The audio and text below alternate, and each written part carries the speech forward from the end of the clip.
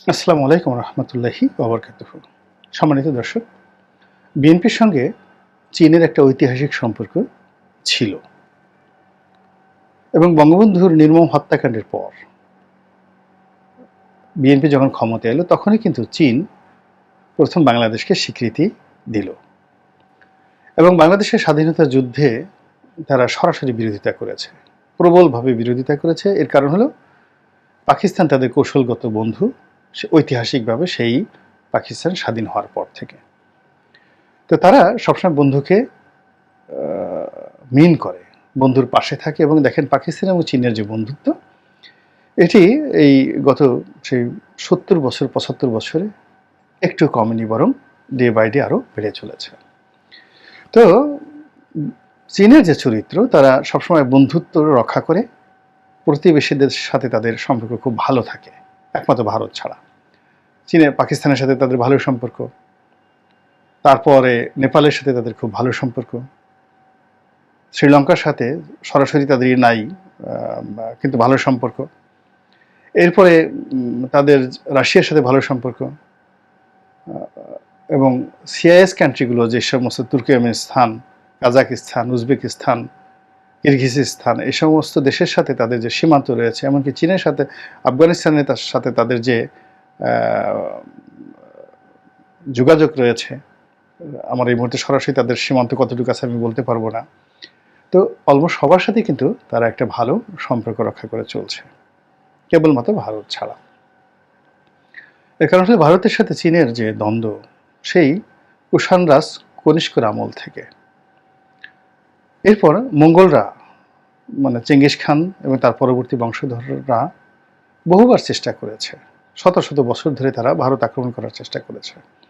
কাজেই ভারত বলতে দিল্লি কেন্দ্রিক, তখন কখনো মুসলমানরা ছিল, মুসলমানদের মধ্যে কখনো সুলতানি নামে ছিল, কখনো সেই মুঘলরা ছিলেন, বিভিন্ন সুলতানি আমলে বিভিন্ন বংশ ছিলেন, খিলজি বংশ ছিলেন, দাস বংশ ছিলেন। তাদের সবার সঙ্গে কিন্তু চীনের একটা গণ্ডগোল সবসময় ছিল। তো তারা যাদের সাথে শত্রুতা করে, হাজার বছর ধরে তাদের সাথে তাদের শত্রুতা চলতে থাকে, আর তারা যাদের সঙ্গে বন্ধুত্ব করে তাদের সঙ্গে হাজার বছর ধরে তাদের বন্ধুত্ব চলতে থাকে, হাজার বছর ধরে। এবং দেখেন, আজ থেকে 5000 বছরের পুরনো আগে, 5000 বছর আগে তাদের একটা রাস্তা ছিল, সিল্ক রুট। তো আপনারা অনেকেই জানেন যে চীন রেশম উৎপাদন করতে, ওই মানে তারা সেই 5000 বছর আগের থেকে এখন পর্যন্ত পৃথিবীর নাম্বার 1। তো চীনের এই রেশম সারা দুনিয়াতে কদর ছিল। তো তারা এই রেশম স্থলপথে বিক্রি করার জন্য তাদের যে বাণিজ্যিক যারা বহর ছিল, ব্যবসায়ী, ট্রেড অ্যান্ড কমার্স ইউনিটগুলো ছিল, এরা যে পথ দিয়ে চলত সেটা কি সিল্ক রুট বলা হয়। তো সেই রাস্তায় তারা কখনো একেবারে কলকাতা পর্যন্ত চলে এসে গ্র্যান্ড ট্র্যাঙ্ক রোড হয়ে তারা একেবারে বাংলাদেশের সোনারগাঁ পর্যন্ত চলে আসতো। আবার অন্যদিকে সেই মায়ানমার হয়ে যে মায়ানমারে যে আমাদের এখন রোহিঙ্গাদের যে আরাকান, তো এখান থেকে শুরু করে একেবারে তারা ইরান পর্যন্ত চলে যেত, মধ্য এশিয়া হয়ে আফগানিস্তান, তারপরে মধ্য এশিয়ার যে রাশিয়া, কাজাকিস্তান হয়ে তারা ইরান পর্যন্ত চলে যেত। ইরান থেকে তারা ইরাক হয়ে, তারপরে শেষে মধ্যপ্রাচ্যের জেরুজালেম হয়ে সৌদি আরবকে পাশ কাটিয়ে তারা একেবারে ইয়ামেন দেশে চলে যেত ব্যবসা বাণিজ্য করার জন্য। আবার আরেকটি রুট, সেটি তারা সিরিয়া পর্যন্ত তারা টেনে নিয়ে যেত, দামেস্ক পর্যন্ত টেনে নিয়ে যেত। এই যে প্রাচীন যে সিল্ক রুট, সেই সিল্ক রুটটি তারা সেই 5000 বছর পুরনো সিল্ক রুটটি আবার তারা নতুন করে শুরু করেছে। তারা বুঝেন যে তারা তাদের ইতিহাস সম্পর্কে কতটা সচেতন। তারা কখনোই তাদের অতীত বন্ধুকে ভুলে যায় না, আর নিত্য নতুন বন্ধু তারা তৈরি করে না।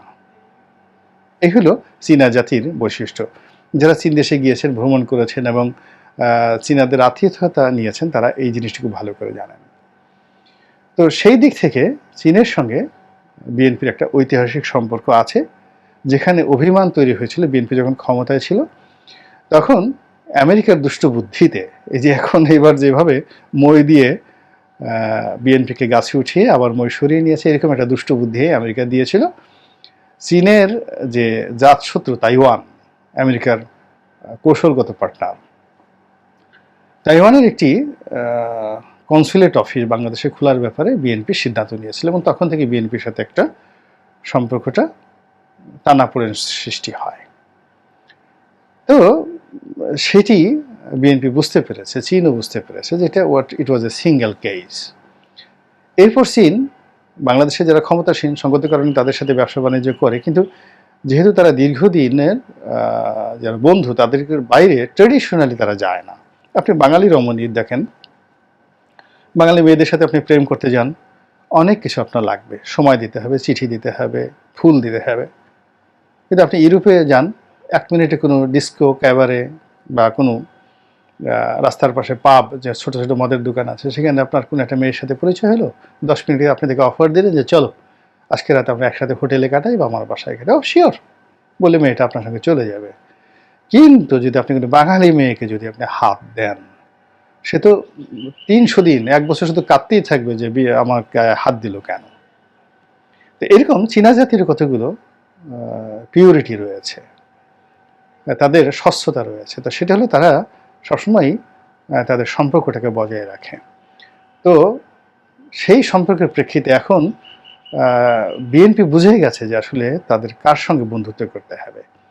তো এরকম একটি কথা তারিখে ছড়িয়ে পড়েছে যে লন্ডনের তারেক রহমান সাহেবের সঙ্গে সেই বেজিংয়ের যে উচ্চ পর্যায়ের যারা কর্মকর্তা আছেন তাদের একটা যোগাযোগ হয়তো হয়েছে, এবং বাংলাদেশেও বিএনপির অনেক নেতাদের সঙ্গে চীনের গোপন বৈঠক হচ্ছে, এবং চীন বিএনপিকে রাজনৈতিকভাবে সহযোগিতা করার জন্য যা যা করার সব কিছু করবে, এরকম একটা কথা কিন্তু ছড়িয়ে পড়েছে।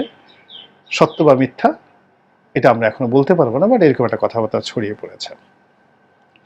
দ্বিতীয়ত বিএনপির আরেকটি বিষয় ছিল যে মির্জা ফখরুল ইসলাম আলমগীর সাহেবের পরিবর্তে এখানে নতুন মহাসচিব আসবেন। কেউ সালাউদ্দিন সাহেবের নাম বলছিলেন, কেউ গয়েশ্বর বাবুর নাম বলছেন। এই দুজনের নামই মোটামুটি বেশিরভাগ লোক বলার চেষ্টা করেছেন। আবার অনেকে বলেছেন যে না, মির্জা ফখরুল সাহেবই থাকবেন। এর কারণ হলো তার একটা ব্র্যান্ড হয়ে গিয়েছে, একটা ব্র্যান্ড নেম হয়ে গেছে। অন্যদিকে মির্জা ফখরুল ইসলাম সাহেব উনি বয়স হয়ে গেছেন, আর বিভিন্ন কারণে তার ভিতরে পদ পদবি বা দলের নেতৃত্ব নিয়ে যে আগ্রহ থাকে সাধারণত, সে আগ্রহটা এখন আর আগের মতো নেই।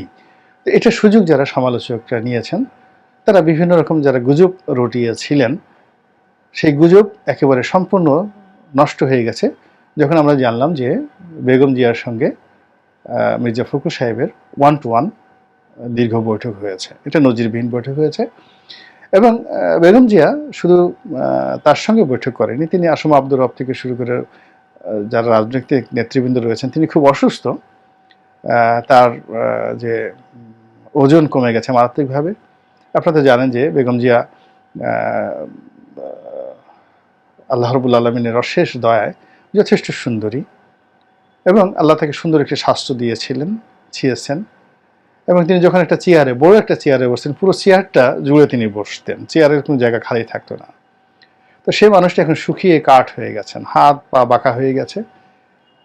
একটা ছোট চেয়ারে বসলেও চেয়ারের অর্ধেক খালি থাকে, এরকম একটি অবস্থা হয়ে গেছে। কিন্তু এই দুর্বল শরীর নিয়ে মৃত পথযাত্রী জীবন্ত একটি লাশ হওয়ার সত্ত্বেও তার মস্তিষ্ক কিন্তু এখনো বাংলাদেশি জাতীয়তাবাদের জন্য কাজ করে, দেশের জন্য কাঁদে।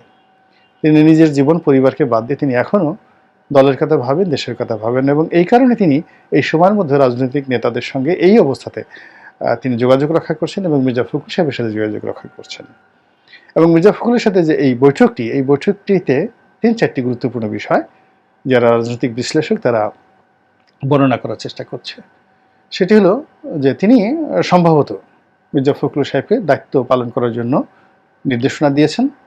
দ্বিতীয়ত চীনমুখী হবার জন্য তিনি পরামর্শ দিয়েছেন, এবং এই সংক্রান্ত কাজ এগিয়ে নেওয়ার জন্য দলের পক্ষ থেকে কার্যকর ব্যবস্থা গ্রহণ করার কথা তিনি বলেছেন। এরকম একটি বক্তব্য ছড়িয়ে পড়েছে চারিদিকে। তো ঘটনা যাই হোক না কেন, যদি চীন ভারত এখন যেভাবে আওয়ামী লীগের সাথে হরিহরাত্মা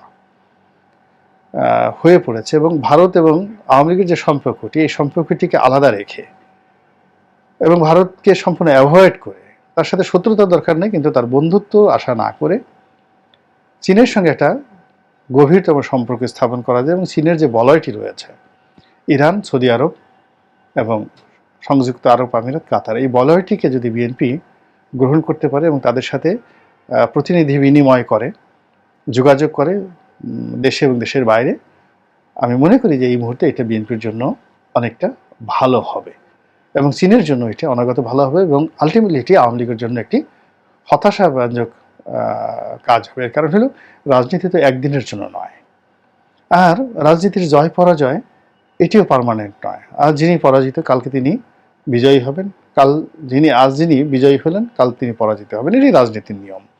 সো রাজনীতিবিদদের মধ্যে তারাই সফল হন যারা ভবিষ্যৎকে দেখতে পারেন। তো বিএনপিকে তার অনাগত দিনের ভবিষ্যৎকে দেখতে হবে, এবং সেই দেখাটা যদি তাদের যে পেরিস্কোপ রয়েছে, তাদের যে মাইক্রোস্কোপ রয়েছে, হ্যাঁ, তাদের যে দূরবীন রয়েছে, তো সেই পেরিস্কোপ, মাইক্রোস্কোপ এবং দূরবীন মানে অনুবীক্ষণ যন্ত্র, মানে অনুবীক্ষণ যন্ত্র, দূরবীন এবং অনুবীক্ষণ যন্ত্র দুটো আলাদা, একটা কাছের জিনিস দেখার আর একটা দূরের জিনিস দেখার, টেলিস্কোপ। তো এই জিনিসগুলো দিয়ে বিভিন্ন অ্যাঙ্গেলে তারা আমেরিকাকে দেখলো, চীনকে দেখলো, এমনকি ভারতকেও দেখলো, এবং ঠিক রাতারাতি একটা পরিবর্তন হবে, কালকেই আওয়ামী লীগ চলে যাবে, তারপর আমরা ক্ষমতায় গিয়ে বসবো, এই ধরনের চিন্তা ভাবনা না করে কী করে দীর্ঘমেয়াদে একটা দলকে শক্তিশালী করা যায়, এই দলকে ক্ষমতায় আনানো যায়, এই জন্য দীর্ঘমেয়াদে যদি পরিকল্পনা বাস্তবায়ন করার জন্য ওইভাবে রিক্রুটমেন্ট করে ওইভাবে খাতওয়ারি কাজ শুরু করা যায়, তাহলে হয়তো অনাগত দিনে বিএনপির জন্য একটা ভালো শুভফল হয়তো আসতেও পারে। আল্লাহ আমাদের সবাইকে হেদায়েত দান করুন এবং হেফাজত করুন। আসসালামু আলাইকুম ওয়া রাহমাতুল্লাহি ওয়া বারাকাতুহু।